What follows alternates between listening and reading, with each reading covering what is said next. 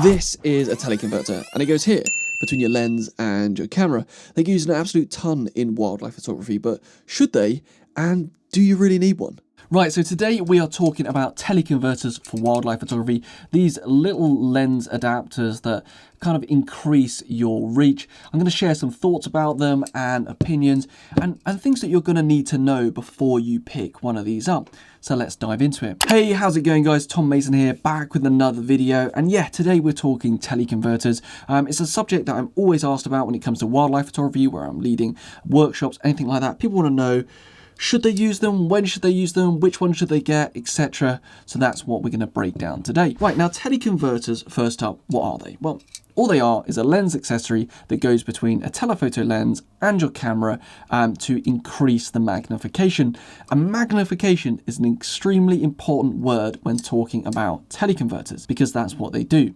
A lot of the time, people will quote a teleconverter as increasing the reach of your lens, increasing the millimeters of your lens, saying, well, if I've got a 300mm 2.8 and I had a 1.4 teleconverter, I've got a 420mm lens. You don't. You have a 300mm lens, but you've magnified the view to give you the equivalent view of a 420mm lens.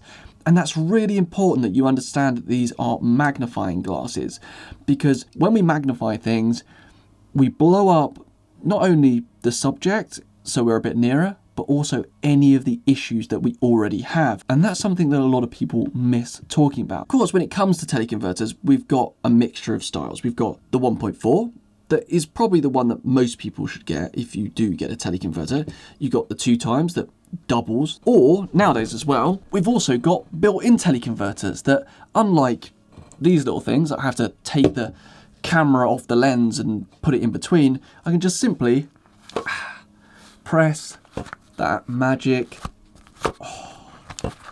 little switch, and easily my teleconverter is put in and out of my system. So I'm going from a 600 to the equivalent view of an 840 very, very quickly. That is why I love the 600mm with a built-in teleconverter.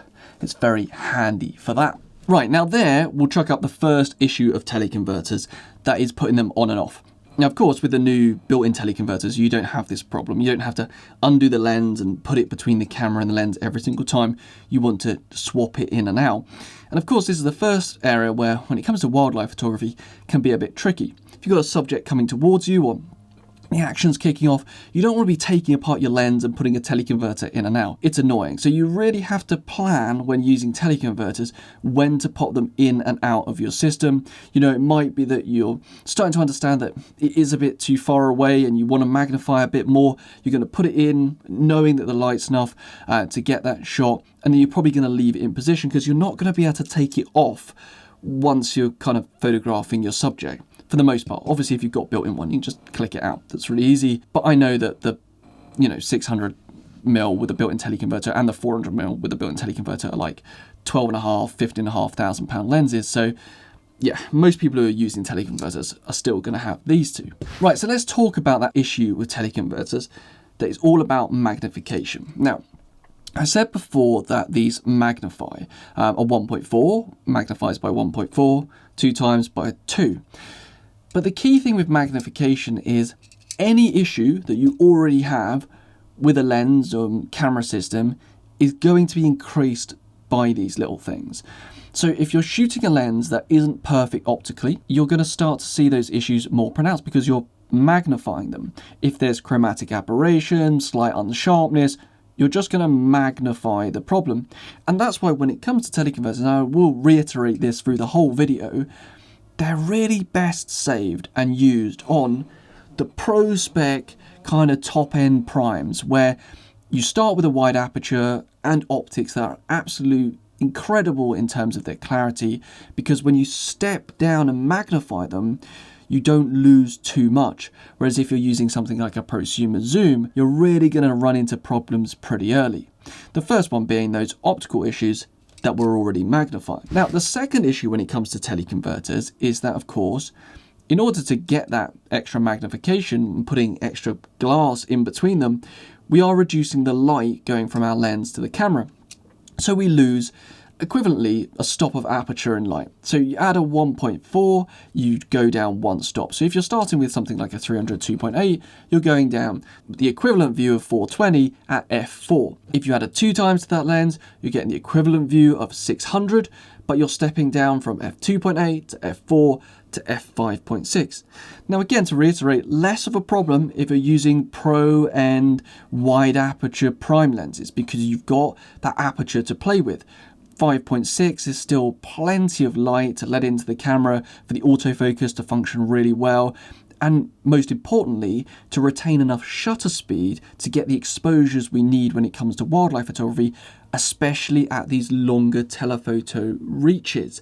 Because of course, when you're magnifying, and you're magnifying that image and you're closer, you also need to compensate your shutter speed for the fact that it's now magnified. So for example, 300, we always say use 1/320 as a standard, but if you've now got the equivalent view of 420, you probably want to use 1/500 to make sure it's okay.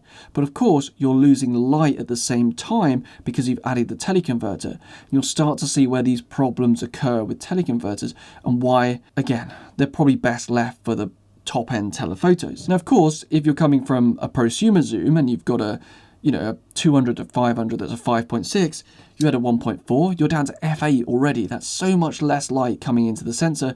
You had a 2 times and you're like f11, that you're really going to struggle to get enough light, especially here in the UK, to freeze those images, unless it's a super, super bright day, but most of the time that's not the case. And of course, if we push now to like a 180 to 600, that's a 6.3, you had a 1.4 and you're already below f8. And even though modern cameras do autofocus at f8 and lower, the light that isn't there is certainly not going to help them and aid them in tracking down that autofocus and nailing it quickly, and you're going to start to see more hunting within your lenses, again, where teleconverters start to show their problem. So what benefits do teleconverters have? Tom, you're being pretty negative about teleconverters. Well, they are really useful if you need to increase magnification. Now, a lot of the time with my telephotos, like the 600 and the 300, their close focus can be a bit restrictive. The 300 2.8 at 2.2 meters. Sometimes it's not near enough to get the magnification on my subject I want.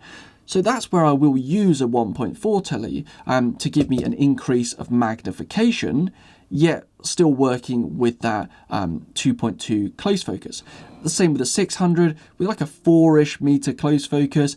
Having the 2 times teleconverter sometimes, or the 1.4 built in, gives me that extra reach that means that I can magnify my subject whilst not kind of causing any problems with the close focus.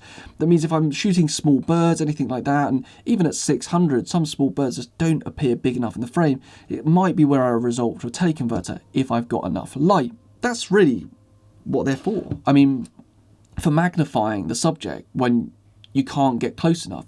Of course, if there's subjects that are more skittish, scared, easily disturbed, I'll use teleconverters to gain that extra magnification so I don't have to get as close. Now, of course, these days we also have to consider the benefits of higher resolution sensors when it comes to talking about teleconverters and the use of cropping modes. I have my DX crop set up on a 1-button press, just to the back. I've got a video all about how I set up my camera here that I'll put there, and this means I've got really easy access to a 1.5 crop straight through the camera. Of course, this has added benefits because I can do it without taking my eye from the viewfinder. That's essential. It doesn't have any impacts on the optical quality of my lenses because, of course, I'm not adding any extra glass into the setup. It means that my aperture of my lens doesn't drop because, again, I'm not adding anything into the system.